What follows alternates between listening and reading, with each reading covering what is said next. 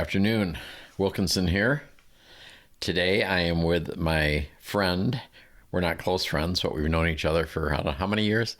Several years. Several years, yeah. Brock Bennett. Say hi, Brock. Well, hi there. Tell us about you. Who are you? Who am I? Yeah. Well, I was born a baby. No. I was born on a cold winter's night. At 5 years of age, with my siblings all at school, I'm the youngest of 6 kids. I was able to take the clothes off of a Barbie doll and a G.I. Joe doll. And at 5 years of age, I was rubbing my hand on their bodies. I knew I wanted to rub my body up against the G.I. Joe doll and not the Barbie doll. Did you know that wasn't quote unquote normal? Yes. Oh, you did? Yeah. So you're not into dolls. It was just symbolic of what you wanted in your life, right? It was symbolic, yes. Yeah. Okay. So I knew I was different from a very young age. With my father being a fundamentalist, very conservative minister, I was able to shape an idea that God had given me this affliction to make me righteous. And if I was righteous enough, I would be able to go to heaven as long as I didn't give in to my affliction. And that's why we're all here. It's a test. So I lived that. So being gay was your quote unquote thorn in the flesh. Thorn in the flesh, yes. Okay. So I lived that my entire life, through high school, through college. At 15 years of age, I did come out to my parents because a youth pastor at a camp spoke to the group about if you have same-sex attraction, God loves you and has a plan to change you. Oh, so he did say he has a plan to change you. Yes. That man was my first mentor. And he knew my father in the church denomination that they were all a part of. And I remember at one point, this man telling my father in front of me, after I had come out to my parents, which he said would be okay. Well, it turned out to be a train wreck. Oh, he said it would be okay to tell your parents? Yeah, he said my father would be able to handle it, and my father wasn't able to handle it. And it wasn't years later until that man standing in front of my father when I was in high school, older, and this man said to my father, "Wes, has it ever occurred to you that you can't deal with your gay son because you never dealt with your alcoholic father?" And that was something my father he couldn't even deal with that. Sounds like he couldn't deal with a lot of stuff. Yeah. My father was saved at 18 years of age by going to a revival meeting on a date. So my dad's idea of Christianity was Christianity will save you from your problems. So we were... And you don't need to talk about your problems, probably. Right, exactly. There's nothing to talk about because God just saves you from your problems. Right. You know, as long as you pray, tithe, read your Bible, and be a good Christian, it's all going to get taken care of. So when he started having children and these children started having problems, his answer was, will you just be a good Christian and all of this will take care of itself? Well, it didn't. So there was quite a rift between me and my father. And I also understood as I was older, my siblings experienced the same isolation, even though they weren't the black sheep of the family, or as I like to call myself, the pink sheep of the family. So by 15, I come out to my father. I do come out to friends in high school who are also in a youth group. And I just live this life of isolation. At 25 years of age, I'm out of college and I go to work for American Airlines. My first supervisor is the first gay man who I've ever known someone to be gay. Up until then, I just never had met anybody I knew to be gay. And that was quite an eye-opening experience. And he and I are friends still today. And that was also around the time where I found the organization Exodus in Connecticut, where I went to go work for American Airlines in Hartford. Well, I started attending Exodus. I was already living the life of Exodus. You know, Christians believing that they can be saved and their feelings. Well, in reality, it was just more living in sobriety of your feelings. And that organization has now closed down, thank God, because after 40 years, the then president said, after 40 years of working with Christians and overcoming your affliction, we have absolutely zero evidence that someone can actually change their sexual orientation, and we can't support that lie anymore. But it took 40 years to get there. But it took 40 years to get there. Towards the tail end, while I was about 31 years of age living in Connecticut, a series of things happened to me that were devastating to me, and I was going to kill myself. Just the burden of living this life was just getting too much for me, and I was going to kill myself. And I kind of spilled the beans to my sister living in Chicago. Well, she got on a plane and came and stayed with me for a week. And she did something that people would probably think was the worst thing to do. She told me how people would feel and what they would deal with after I killed myself. And I was a decent enough human being to know I didn't want to do that to those people. I wanted to kill myself for me, but I was willing to say, no, I won't, because I don't want to do that to those people I love. And you hadn't thought of that before? I hadn't, in my despair. Right. And that was enough to get me over that hump. Within a short period after that, I was able to get a transfer and went from reservations at American Airlines to working at the ticket counter at O'Hare, which was a huge breath of fresh air, a whole new opportunity. And a year after I moved to Chicago, a man who was running a ministry right outside P-Town, an adult man who was married with two adult sons, his wife decided to leave him for a woman. And it turns out they were a part of the Exodus organization, where gay men are encouraged to find love with a lesbian woman and have some sort of normal life by being together. So Exodus actually promoted that? Mm-hmm. No way. Oh, I didn't know that. I mean, Yes. I've known a lot about Exodus. I didn't know they did that. At one point, I dated a lesbian who lived in upstate New York, and she even moved to Hawaii. And with American Airlines, I visited her several times. And she wanted to get married, and I just to me this couldn't possibly be the answer. You know, the God who had made everything. This is as good as it gets for me. I was just like, no. So I didn't.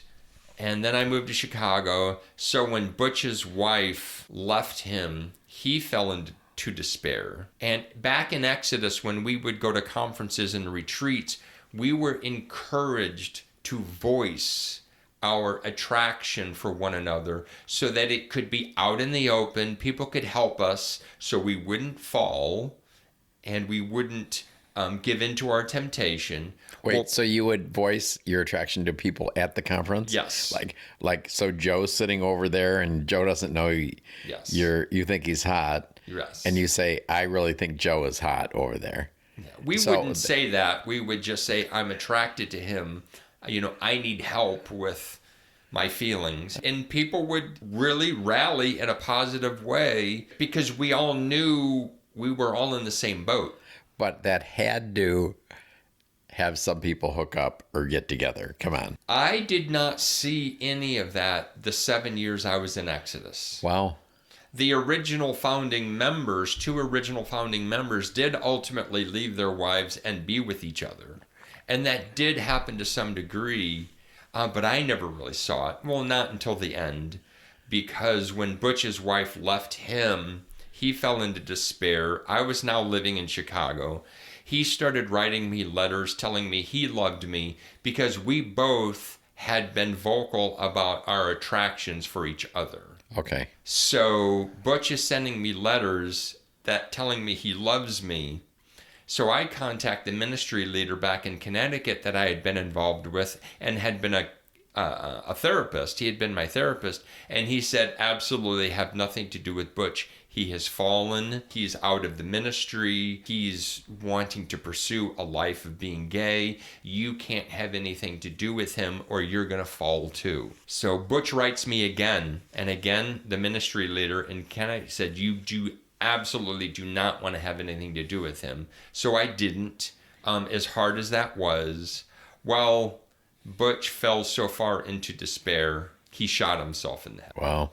And when I received that news, that set me knowing the year before that I was going to kill myself, and now Butch has killed himself, that woke me up to this Christian world that I'm cloistered in, where I only get information from them because the rest of the world is full of lies. Right. I started putting together, I think there is something out there that they don't want me to see that has truth in it. And I was a pretty cloistered person myself. I didn't think I was very smart. And I remember going through someone I knew.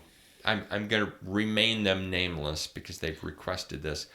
This person was coming out in their own way and helping me with my coming out process. And this person was able to find love in the way that they wanted love and knew that their previous relationship didn't have that. This person helped me start to realize there's a whole life that I think God would want me to have, that the Christian church is afraid that I'm going to go off and be this. The Christian church loves to keep people cloistered in their beliefs more for control than anything else.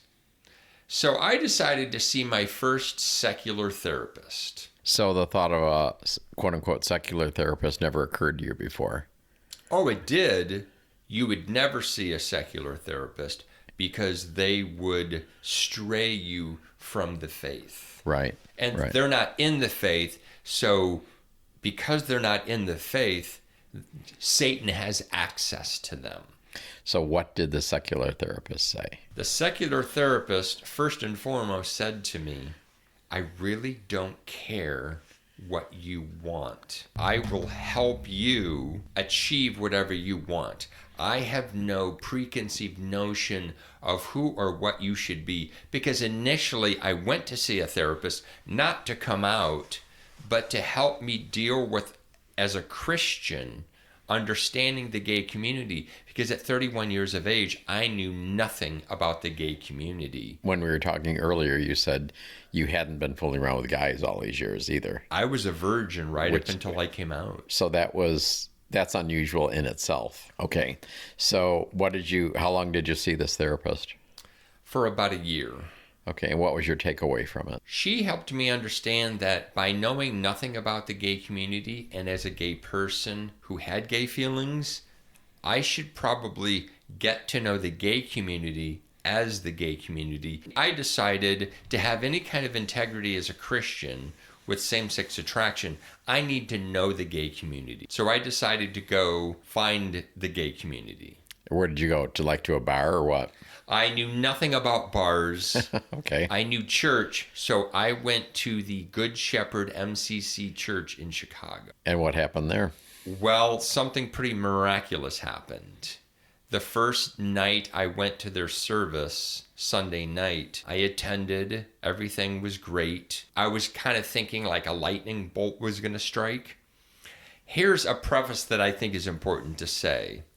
I had heard an annoying voice my entire life in my head say, your life hasn't started. That was the other thing that helped motivate me to go seek out the gay community, because it didn't make sense that this voice from time to time would say, your life hasn't started yet. Where do you think that voice came from? I believe it was God trying to speak to me, because that first night at the MCC church, the service was great. They sung hymns that had inclusive language. And I'm just like, it looks like God exists here just as much as any other church. Mm-hmm. So I was like, okay, so this isn't going to be that big of a deal.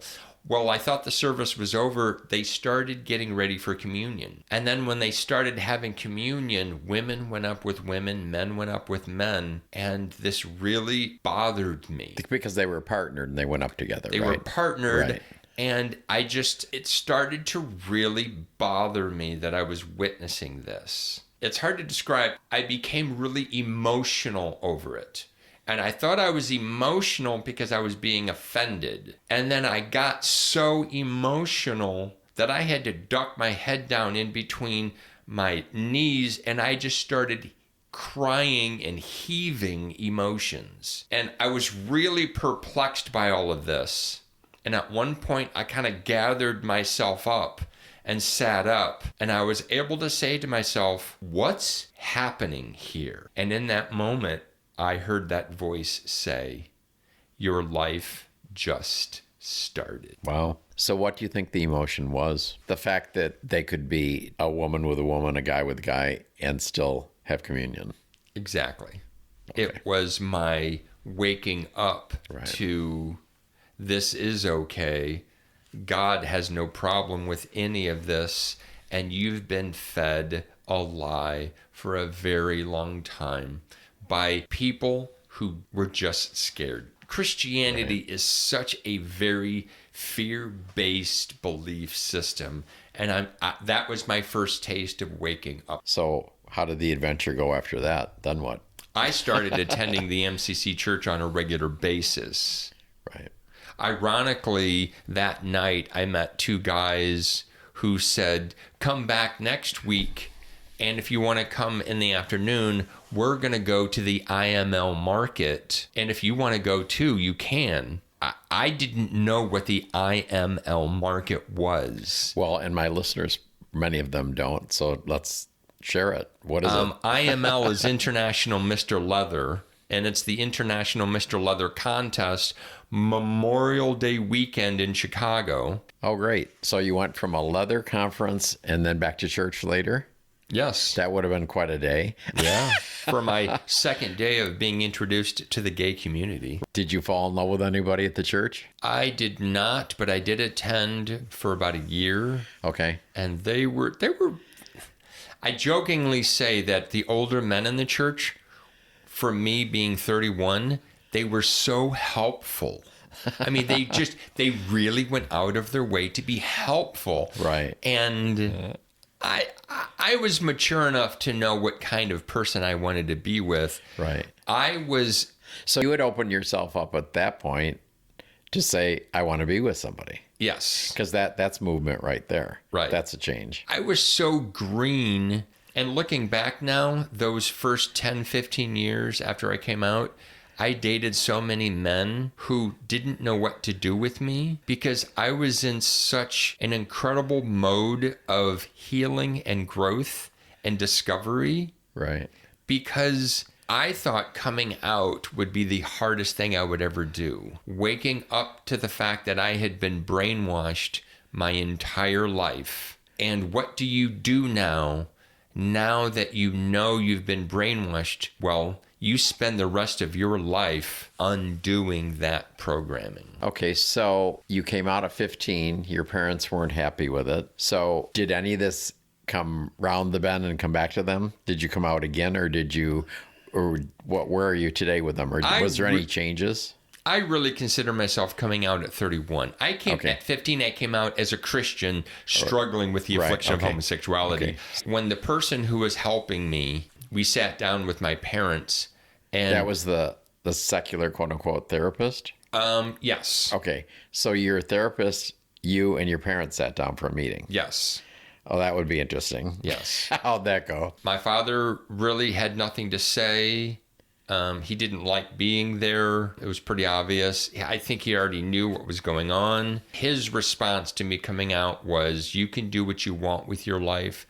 I don't want to hear about it. What'd your mother say? My mother said that she was afraid that I was going to get AIDS and die. And that was around what year then? The late 90s, mid to late 90s. Okay. So the whole AIDS thing had been around what, out in the open a little more than 10 years, something like that? Yes. Yeah. And people weren't dying anymore, but it's for the secular world, it was still a death sentence. Right. Did you ever come out to your siblings?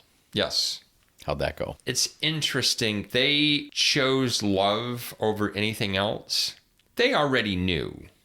They all knew that I was a Christian struggling with the affliction of homosexuality. That's in quotes now from your perspective, I assume. You're suffering from an affliction. Yes, that's in quotes, yes. Yeah. No, okay. They all chose to love me and love the fact that I was on my own journey to find God. Because I told them coming out meant I wasn't going to exchange one narrow-minded way of thinking for a different narrow-minded way of thinking. I was going to open myself up to everything. Did your father ever come around? Never. And he is still around or no? He died in 2006. Okay. And how about your mother? My mother respected me as a gay man. She actually came here and stayed with me for long periods of time, like up to a month. Oh, wow. Because she would do that in the summertime. She lived in Florida, and so she would escape the heat and stay with her children. The cute thing is at one point my mother's money was running out, and we were discussing, the children were discussing who mom was probably going to ultimately live with when her money was gone. And being the dutiful son, I said to her, Mom, you can always come live with me, knowing it would never work. She would never do it. And I don't think I could ever really handle it. My mother looked at me and she goes, oh, honey, I could never live with you. It's not the gay thing. You're just so liberal. Oh, wow. And jokingly, years later, I had this, I would say to my mom, Mom, you live on a Christian compound in Lakeland, Florida. You're surrounded by ultra-conservative fundamentalist Christians, and that's the only people you associate with. How can you live? How can you justify living like that? And then it took me a while to realize, Brock, you live in Palm Springs, California. With all the gay guys around. With all the gay guys. I'm surrounded by all the people who think, believe like me, live like me. And I'm like, my mom's not doing anything differently than what I'm doing. So where are you today with the God thing? I'm probably more Buddhist in my beliefs. I want nothing to do with organized religion of any kind. I just can't stomach it. When we cross over, is there going to be a big guy in a white beard, with a checklist? I honestly think that because when we die, we lose our brain. So when we cross over, there won't be thinking. There won't be any physicality of any kind. I honestly believe that we're going to have our intuition and a consciousness that we exist. I believe that's what we're going to take with us to the other side. That's why I work really hard at developing my intuition, because I believe that's what we will take with us to the other side. I guess I would call it my knowing is how I would phrase it. That's a good way of saying it. So what's on your agenda now for the rest of your life? I have worked hard over the last 8 years. I'm now 58, about to be 59. I was able to start building a life that made Brock happy and hopeful, and I want to say productive, because I believe that we're here to do something. We're not here to just eat Doritos and watch TV and poop and then die. I think we're here to accomplish something. So I bought an apartment building at one point because I was pursuing what I thought I could do as a human being. That led me to learning how to fix things. And I spent several years fixing an apartment building, which led me to moving to Palm Springs in 2006 to be a handyman. I've had a very successful handyman business here in Palm Springs. It led me to buy a house in 2008 in Palm Springs. I now have retired as a handyman, and I have gone through programs to deal with my depression and anxiety, because I still have a hard time dealing with the world that doesn't accept me. And that's hard on me. Mm-hmm. So I've learned how to manage my depression and anxiety, and a program that helped me understand that my depression is probably not depression. It's probably something else hiding as depression. So I went through that program, and sure enough, I discovered that my depression for me was actually creativity, hiding as depression because it was too scared to be creative. Since I've done that, multiple stories show up in my head, it's as if people are talking to me. No, they're not talking to me. They're talking, and I'm the fly on the wall. I've decided to retire as a handyman and focus on writing 8 novels of these people who I see talking in my head. When are you going to publish one of those? My goal is to have the first book published by next spring, and next summer I want to take a road trip promoting the novel. All right. Well, I always ask this to my guests on here. Any words of advice to people? What have you learned? What's some of the main things you've learned? What would you say to people? Do what you want. Pursue the weird, quirky things in your life, because that is where your gold is. We weren't meant to arrive at the grave site safely. That's not somebody else came up with that. We were made to slide in sideways, barely making it before we get into the coffin. Right. And so go after what scares the living shit out of you, because that's where your gold is. All right. And we will look for your gold coming out in a year in the book. Excellent. Thank you. All right. Thanks for coming in.